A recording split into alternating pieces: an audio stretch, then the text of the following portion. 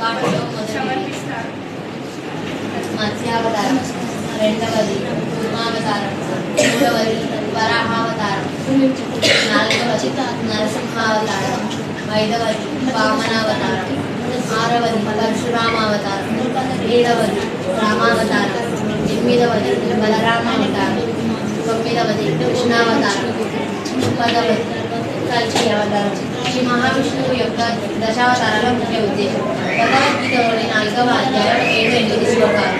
యదా యదా హి ధర్మస్య గ్లానిర్భవతి భారత అభ్యుత్థానం ధర్మస్య తదాత్మానం సృజామ్యహం పవిత్రాణాయ సాధూనాం వినాశాయ చతుష్కృతాం ధర్మ సంస్థాపనార్థాయ సంభవామి యుగే యుగే.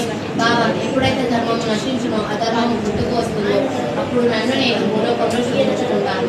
ధర్మకులను కాపాడడానికి, దుష్టులను శిక్షించడానికి, ధర్మ సూత్రాలను తిరిగి స్థాపించడానికి నన్ను నేను భూలోకంలో సృష్టించుకుంటాను అని శ్రీకృష్ణుడు అర్జునుడికి వివరించాడు.